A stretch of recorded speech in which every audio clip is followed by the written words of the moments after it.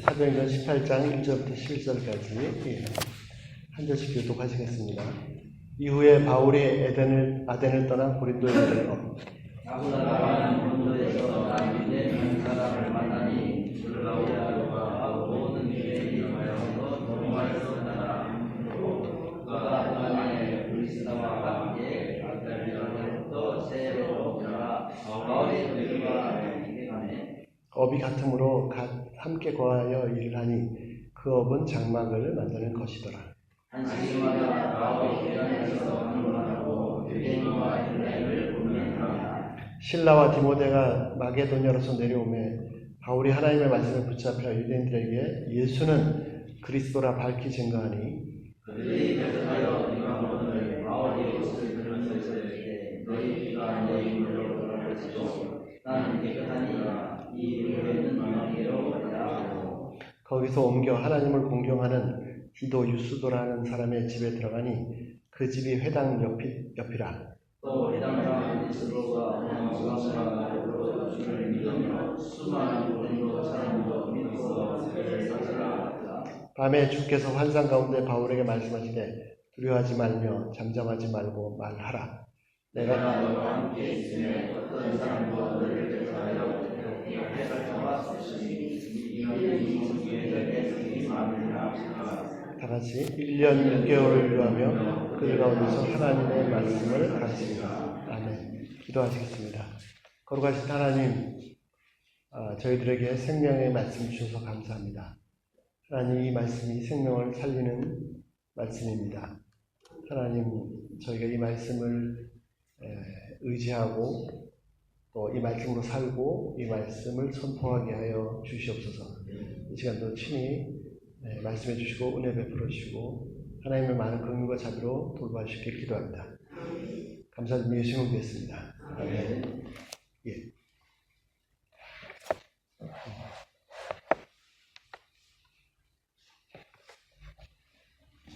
예.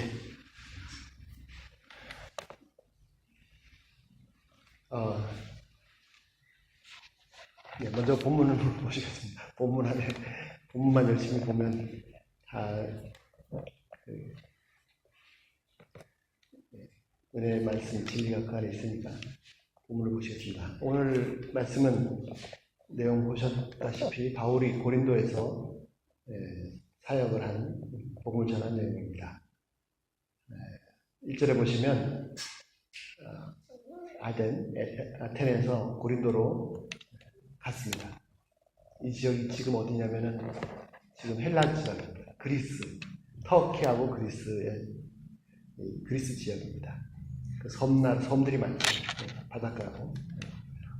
거기서 바울이 2절에 보시면 한 부부를 만났습니다. 어떤 부부냐면 남편은 아굴라라고 하고 아내는 브리스길라라고 합니다. 이 사람들은 유대인이었고 원래 로마에서 살고 있었습니다. 근데 2절에 보니까 그 로마 황제가 클라우디우스라는 황제가 명령을 했는데 모든 유대인은 로마에서 떠나라 라는 명령을 내렸습니다. 그래서 할 수 없이 이 부부가 떠나서 온 곳이 고린도였는데 마침 고린도에서 바울을 만났습니다. 그래서 얘기를 해보니까 하는 사업이 같았습니다. 일이 장막을 만드는 것, 그러니까 텐트를 천막을 만들어 파는 그런 일들을 같으므로 함께 살면서 함께 일을 했습니다. 자, 그리고 바울이 사역을 어떻게 했습니까? 4절에 보시면 안식일마다 유대인들이 안식일마다 어디 모이냐면 회당에 모입니다. 그 로마 제국 지중해 연한 모든 전 세계에 흩어져 있는 유대인들이 숫자가 어느 정도 되면 회당을 만듭니다. 그리고 회당에서 안식일마다 우리가 주일날 예배드리듯이 안식일마다 모입니다. 또 사람이 적어서 회당이 없는 곳에서는 주로 강가에서 모임을 합니다. 그 4절에 보시면 매 안식일마다 바울이 유대인들이 모이는 회당에서 강론을 했다. 강론이라는 것은 저희가 지금 예배드리듯이 이렇게 성경을 풀어서 설명하고 그런 모임입니다. 그리고 원래는 회당은 유대인들이 모이는 곳인데 로마 제국에 흩어지는 회당에는 그 지역에 있는 유대인들을 통해서 하나님을 알게 된, 여호와 하나님을 믿게 된 이방인들도, 특히 헬라인들도 있어서 그들도 참석하기도 했습니다. 그러니까 여기도 보시면 4절에 보시면 회당 안에 유대인들뿐만 아니라 헬라인들도 있었습니다.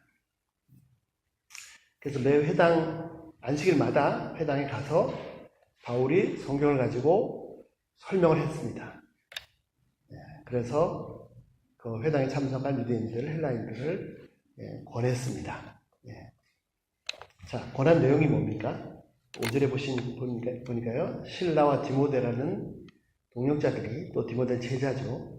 실라는 처음에는 바울을 몰랐다가 예루살렘 교회에서 파송받아서 안디옥 교회에 격려하러 왔던, 예루살렘 교회에 메시지를 전하러 왔던 사람이었는데, 바울이 2차 선교여행 떠날 때 같이 동역자가 돼서 같이 떠났어요. 그래서 이 헬라 그리스 지방의 북부 지방에 있다가 마게도니아 지방에 있다가 내려와서 두 사람이 합류했습니다. 6절에 다시 한번 보실까요? 오니까 바울이 하나님의 말씀에 붙잡혀, 하나님의 말씀에 사로잡혀서 유대인들에게 예수는 그리스도라 밝히 증거하니, 동역자들을 오니까, 동시들이 오니까 바울이 하나님의 말씀에 사로잡혀가지고 전한 메시지가 있습니다.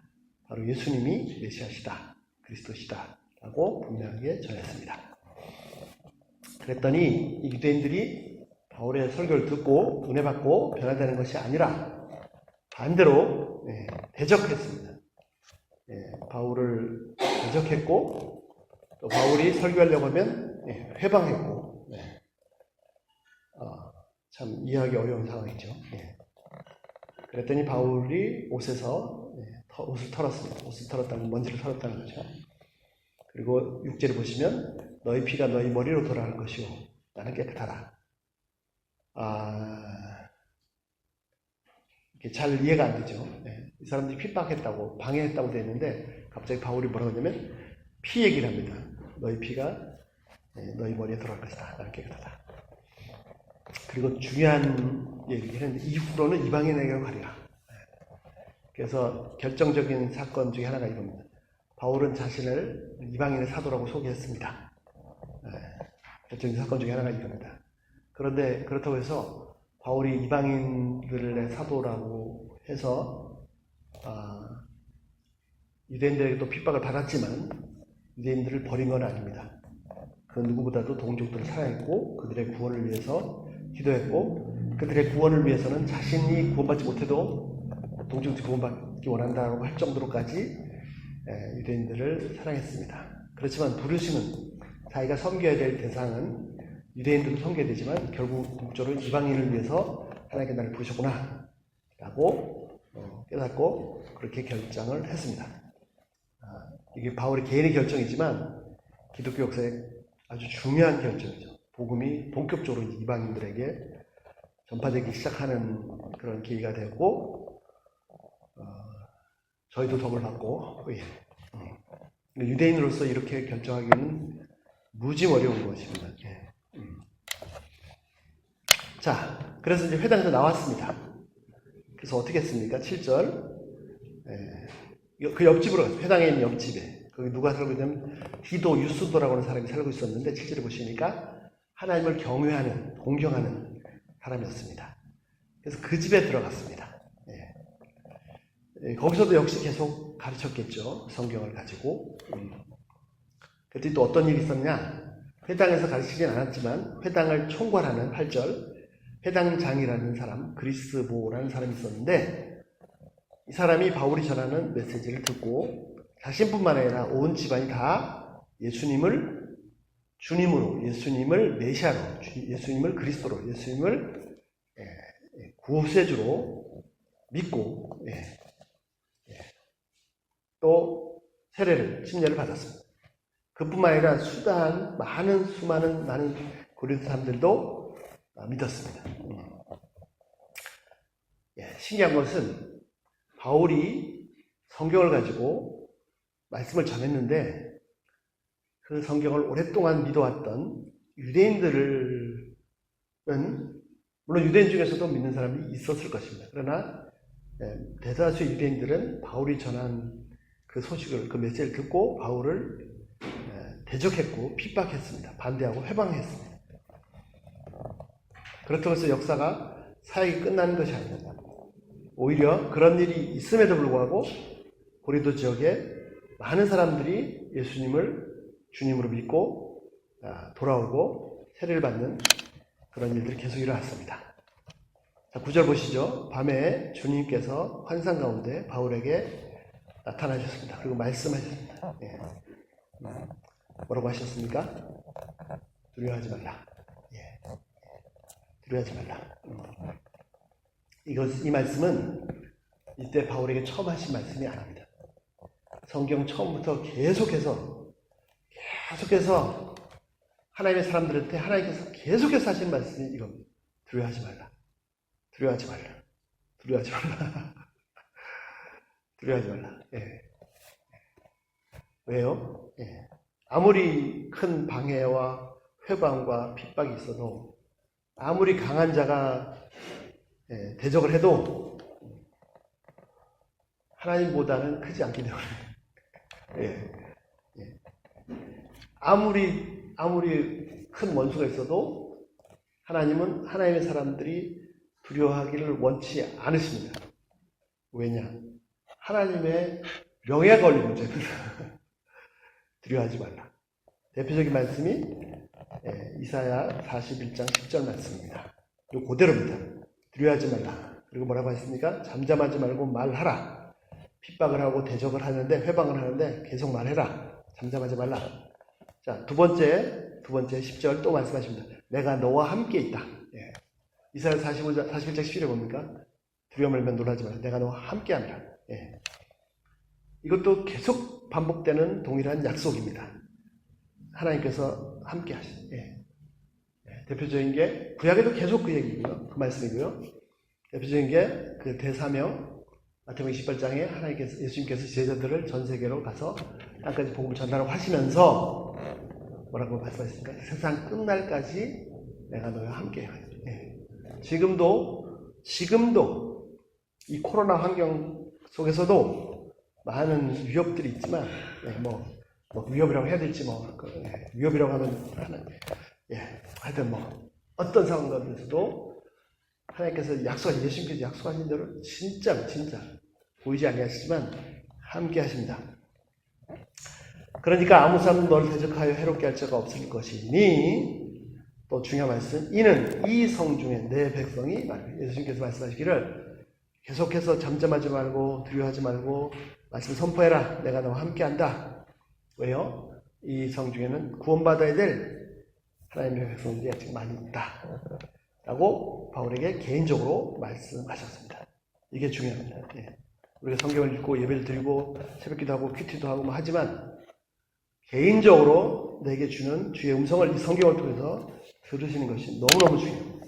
그래서 어떻게 했습니까? 11절 1년 6개월을 고린도에서 아마 디도 유스도의 집에서 회당 옆집에서 회당역 바로 옆에 있는 건물에서 1년 6개월을 있으면서 그들에게 하나님의 말씀을 가르쳐요. 자, 하나님의 말씀이 뭡니까? 하나님의 말씀이 그냥 천둥 번개 속에서 와광 하면서 들려오는 그런 소리가 아니고 성경입니다. 자, 오늘 나누고자 하는 핵심 내용은요, 딱 두 가지인데요. 5절 말씀입니다.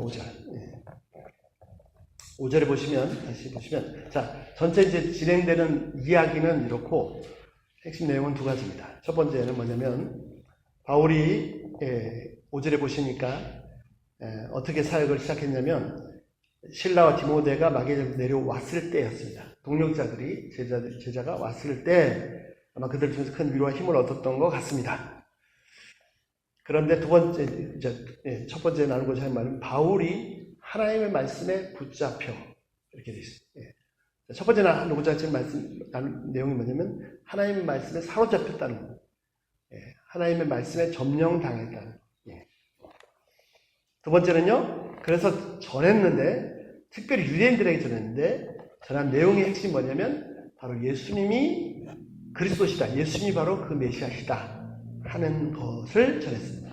이 똑같은 내용이 사도행전 18장 마지막 절에 28절에도 있습니다. 아볼로를 만났을 때 안디옥에서도 안디옥에 돌아가고 아볼로 만났을 때 자, 이는 성경으로서 예수는 그리스도라 증거하여 공중 앞에서 유력하게 유대인의 말을 이루며 아볼로가 자 어떻게 했습니까? 예수님이 바로 그리스도시다 라는 것을 전했는데 어떻게 해요? 성경 가지고 했어요. 성경 가지고. 그래서 하나님의 말씀 11절에 하나님의 말씀을 가르치니라 뭘 가르쳤다고요? 성경을 가르쳤다고요. 5절에 하나님의 말씀을 사로잡혔다는 게 뭐라고요? 성경에 사로잡혔다는 거예요. 자, 우리가 사람이 그 마음, 그 속을, 마음과 생각 속을 무엇으로 채우느냐는 참 중요합니다. 무엇을 채우냐는 무엇에 사로잡히냐 이거 참 중요합니다. 돈에 사로잡힐 수도 있고요. 또 무슨 골프에 사로잡힐 수도 있고 요즘 막 성적인 문란함 이런 것에 사로잡힐 수도 있고 그리고 그 사람이 사로잡힌 것이 그 사람의 생각 속에 꽉 차 있고 그 사람의 마음 속에 꽉 차 있습니다. 그래서 그것이 나올 수밖에 없습니다. 부동산 그럼 맨날 주식 그럼 주식 그런 건 그래도 좀 뭐 봐줄만 한데 막 아주 심한 경우는 뭐 도박 술에 마약에 뭐 이럴 수도 있죠. 성적인 타락에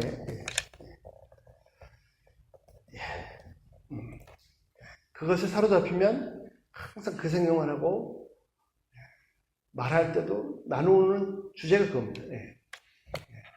요즘 한국 남자들은 모르겠습니다. 저도 그렇고 정치 얘기 참 많이 정치 얘기 참 많이 자기 소개 있는 게 나오는 거예요.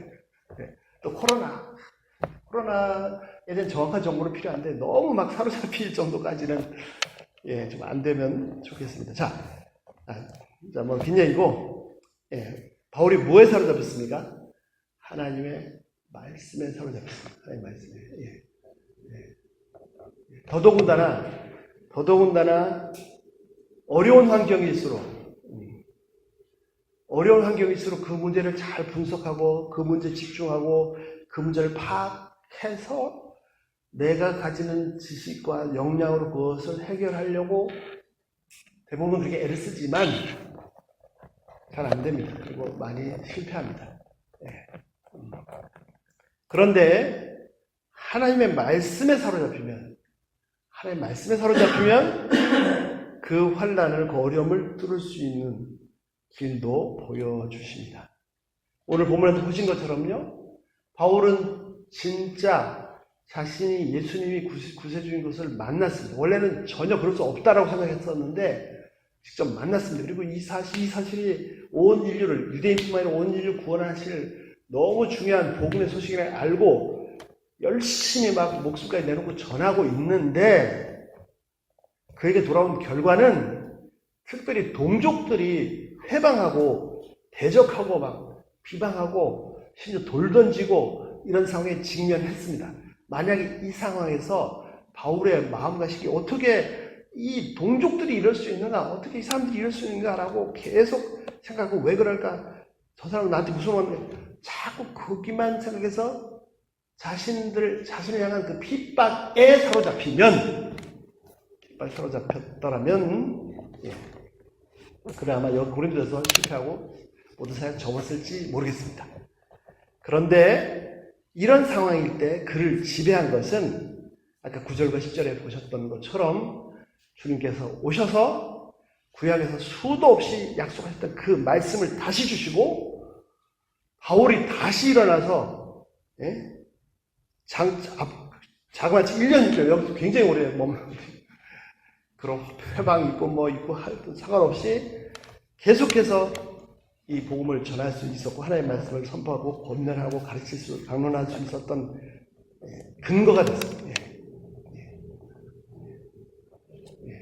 자, 단 오해하지 마십시오. 모든 사람이 다 모든 생업을 다 그만두고 하나님 말씀 사로잡혀야 된다가 아닙니다.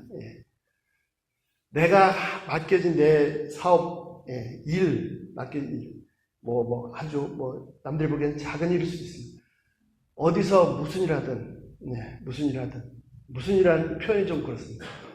마틴 루터가 얘기한 대로요, 그 당시까지는, 마틴 루터 전까지는, 이렇게 신부님들만, 전부 캐톨릭이니까 신부님들만 성스러운 일이라고 했지 않습니까?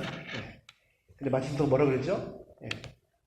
구두 수성공이 구두 하나를 하나님께 최선을 다해 성실하게 깁는 것, 돈 때문이 아니라 구두를 잘 고쳐주는 그것도 성직이다, 성직.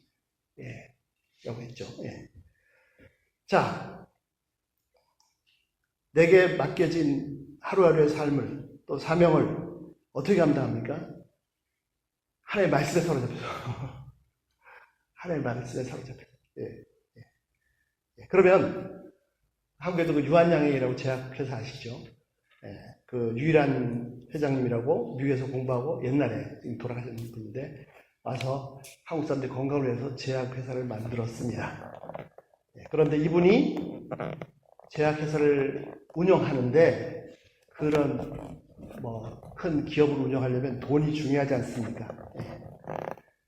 그러나 그 사람은 돈에 사로잡혀서 이 사업을 한 게 아니고 정말 그대로 하나님의 말씀에 사로잡혀서 사업을 했습니다. 그래서 귀중한 약을 필요하다는 소식을 들으면 돈 이전에 사람을 살려야겠다 싶어가지고 준비해서 먼저 열차편으로 그 당시 열차편으로 그 지방에 있는 약을 사람에게 필요한 약을 먼저 보냈다고 합니다. 유일한 회장님에 대한 일화는 엄청나게 많습니다. 유일한 회장을 통해서 펄벙 여사를 알게 되고 펄벙 여사를 통해서 미국 대통령 그 일찍 죽은 저격당한 대통령이 한국을 포기하지 않게 되는 그런 일들도 있었습니다. 우리가 정말 하나님의 놀라운 역사를 경험하길 기다립니다. 지금도 그리고 지금도 역사하고 계십니다. 자, 성령께서 성령으로 충만해서 성령으로 지배를 받아야 돼요. 성령 충만을 어떻게 받습니까? 말씀으로 충만해야 돼요. 말씀에 사로잡혀야 돼요. 그러면 내 속사람이 바뀝니다. 내가 사람을 보는 그 눈도 바뀌고요. 모든 것이 바뀌어요. 그러면 아무리 작은 일을 해도 무슨 사업을 해도 하다못해 사소한 일을 해도 내 속사람이 나타납니다. 내가 말씀에 사로잡혀 할 때는 하나님께서 나를 통해서 일하시죠. 자, 이 사실을 아무리 강조해도 지나치지 않습니다. 저도 목사지만 죄송합니다. 어떤 때는 정말 은혜 엄청 받아서 말씀에 충만히 사로잡힐 때도 있는데 어떤 때는 또 인터넷 유튜브에 빠져 있을 때도 있습니다. 참 죄송합니다. 하나님께 주셔서 저희가 바울처럼 하나님의 말씀으로 충만하기를, 말씀으로 살고, 말씀이 나를 온전히 지배하기를 소원합니다. 기도합니다. 내 생각이, 내 마음이, 내 영혼이, 그래서 내 가치관이 그렇게 바뀔 수 있기를 기도합니다. 자, 두 번째는요, 바울이 그래서 전한 바울의 사역의 결과가 있는데 그 내용이 뭐냐면 예수님이 바로 그리스도다. 예수님이 바로 구세주시다. 예수님이 바로 메시아다. 라는 사실입니다. 이거를 사절에도 보셨던 것처럼 안식일마다 그전에는 회당에서 강론을 했고요. 그래서 다른 사람 유대인들과 헬라인을 권면했고, 11절 보시면 그 회당에서 핍박을 받으니까 디도 유스도 집에서 1년 반 동안을 유하면서 하나님의 말씀을 가르쳤습니다. 그리고 28절에도 아볼로도 역시 성경을 가지고 예수님은 그리스도라 증거했습니다. 자, 이게 무슨 말입니까? 자, 구약 성경은 처음부터 끝까지 하나님의 약속의 책입니다. 하나님의 약속의 책인데 어떤 약속이냐? 하나님께서 구세주를 보내시겠다는 약속의 책입니다. 어떤 구세주? 그래서 그 구세주가 어떤 분입니까? 히브리주, 유대인들 말로는 표현하면 메시아입니다. 메시아. 그 헬라 말로 신약에서는 그리스도랑 같은 말입니다. 그래서 이제 계속해서 메시아를, 구세주를 보내신다는 그런 약속이고, 이스라엘 백성들도 대대손손 그 메시아를, 구세주를 기다려 왔습니다.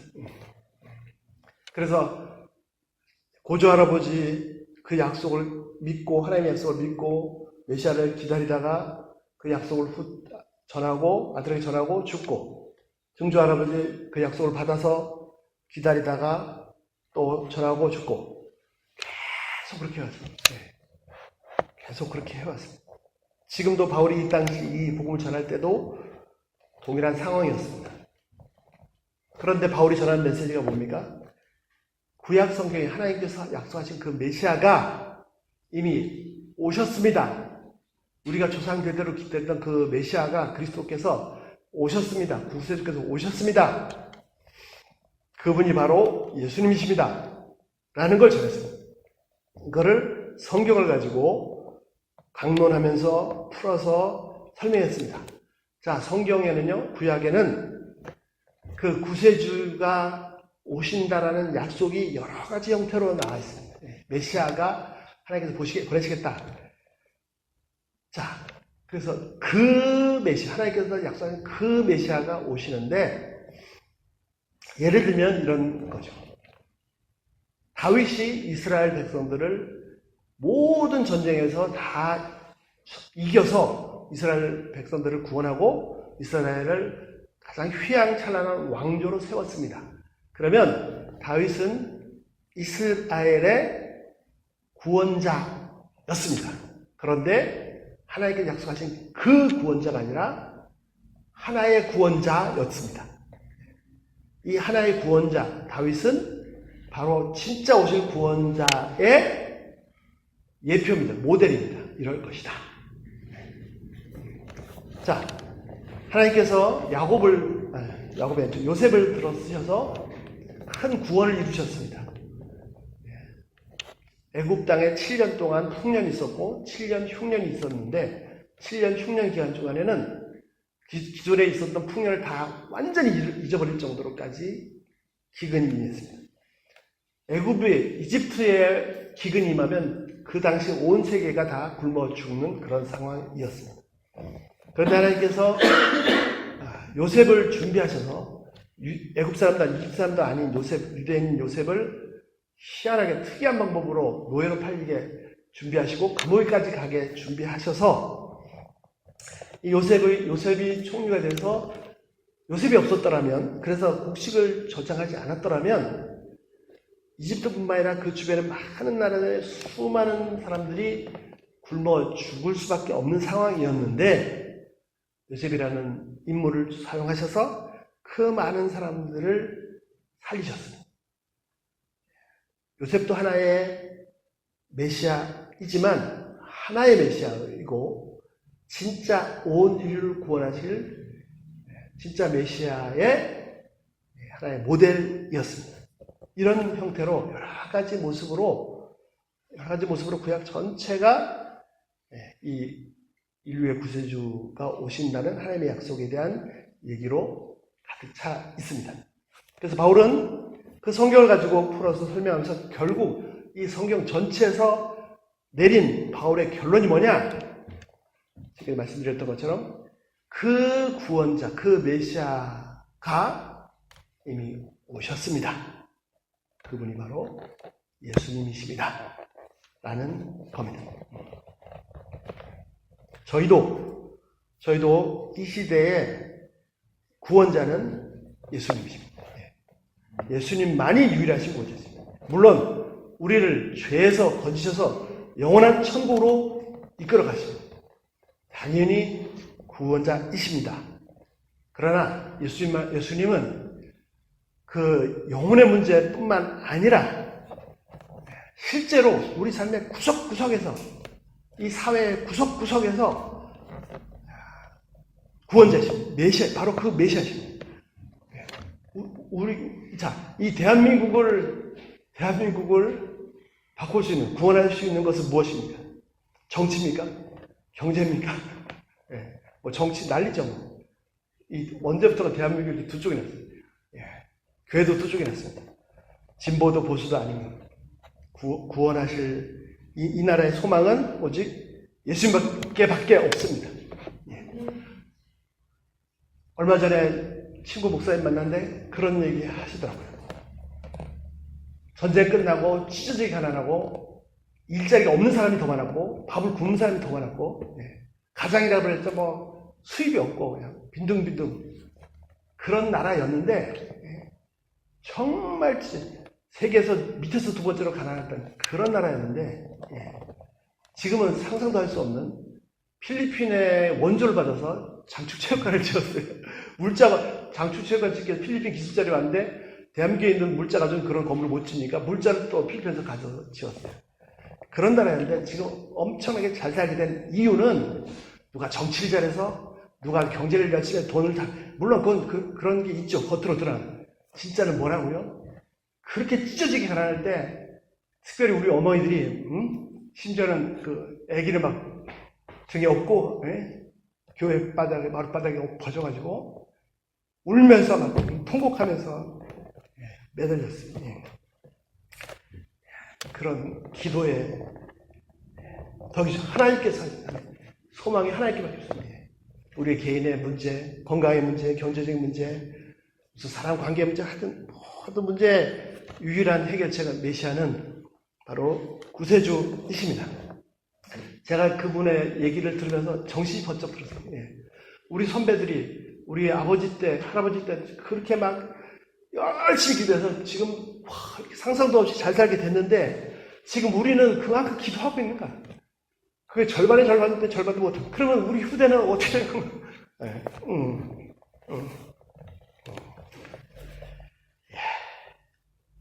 하나 더 간증하겠습니다. 정말 신기합니다.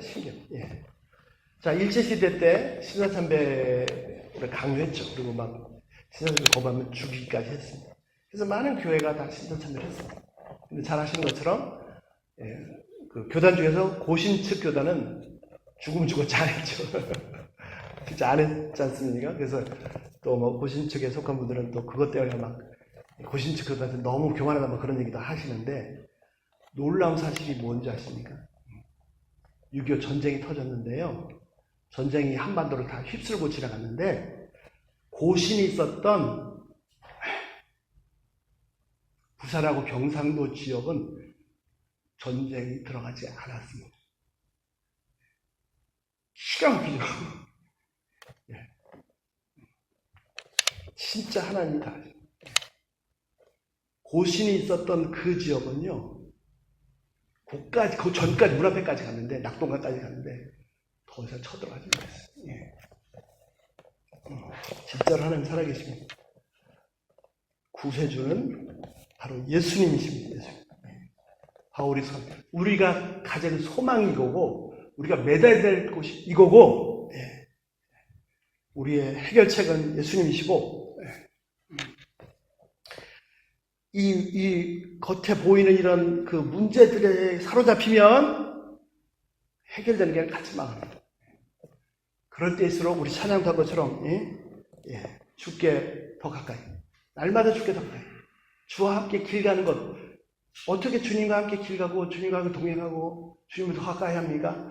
그분의 말씀에 사로잡힐 때. 그래서 바로 예수님이 바로 메시아시라는 구세주시라는 이 사실만을 바울은 평생 전했습니다. 평생 전했습니다. 그래서 어떤 역사학자는 말합니다. 뭐라고 말하냐? 자, 바울이요, 예수님 말씀 순종해서 땅끝까지 이 복음을 전하려고 하죠. 그 중에서도 로마까지 가서 전하고 로마에서 파송받아서 저 서바나까지 가겠다. 그런 이 불타는 열정이 있었는데 로마를 어떻게 갔습니까?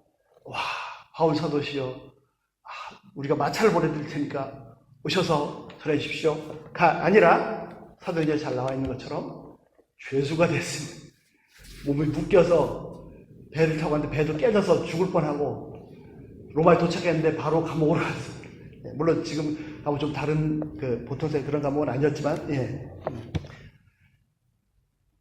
어떤 형태로 가든 내가 어떻게 되든 내가 뭐 마차 타고 가서 전하든 사도 바울이 왔든 아니면 뭐 죄수로 몰려가서 하여튼 끝까지 이 복음을 전했습니다. 이 복음을 전하고자 했습니다. 그런데 역사학자들이 뭐라고 표현했냐면 바울이 죄수의 몸으로 탄 배, 그 배에 타서 배에 태워져서 이제 지중해를 통해서 로마로 가지 않습니까? 어떤 역사학자가 그렇게 얘기했어요. 이 바울을 싣고 가는 이 배는 인류의 역사를 싣고 가는 배다. 하나님은 이 역사를 어떻게 이끌어가고 계십니까? 하나님은 눈에 보이는 주권자, 권세자, 왕들에 의해서 역사가 움직이는 것 같은데 그렇게 움직이지 않으십니다. 실제 주권자는 하나님이십니다. 하나님은 어떻게 역사를 주관하십니까? 이 복음을 중심으로, 이 복음을 위주로 역사를 이끌어가고 계십니다. 신기한 것은요, 기독교가 아니고 어떤 기독교 형태가 아니고 종교가 아니고 바울을 실어놨던 그 배처럼 지금까지 역사는 이 복음이 전파되는 이 경로를 통해서 복음이 전파되는 나라들이 다 부흥했고 경제적으로 부흥했고 그 시대에 주권자들이 됐어요. 그 시대를 이끌어가는 나라들. 복음이 어떻게 흘러갔습니까? 유대 땅에서 지금 터키 지방, 헬라 지방, 헬라가 한때 왕성했죠. 이태리가 전 세계 로마를 지배했죠. 그 다음에 스페인, 그 불패의 함대, 무적 함대, 포르투갈이 세상을 지배했습니다. 영국, 독일, 네덜란드, 프랑스, 독일, 네덜란드, 그 다음에 영국으로 갔죠. 영국은 해치지 않는 나라였어요. 그리고 그 복음이 미국을 통해서 지금 넘어오고 있습니다. 이 복음이 전파된 경로하고 그 시대 가장 왕성했던 패권을 줬던 나라들이 축복받은 나라들 경로하고 똑같습니다. 하나님 지금도 이 복음을 위주로 역사를 이끌어가고 계십니다. 저희도 바울처럼 첫 번째 하나님의 말씀으로 사로잡히는 하나님의 말씀으로 충만한 건드리기만 하면은 예수님이 이겨요. 건드리기만 하면 복음이 딴 얘기야. 그렇게 사로잡히기를 기도합니다. 두 번째, 저희의 소망은 예수님이십니다. 유일하신 구세주는 예수님이십니다. 우리가 알아야 되고 현재 내 삶에서 경험해야 되고 누려야 되고 예수님 말씀하셨죠. 바울에게도 두려워 말라. 내가 너와 함께합니다. 잠잠하지 말라. 이 성에는 너를 아무도 더 대적하지 않아.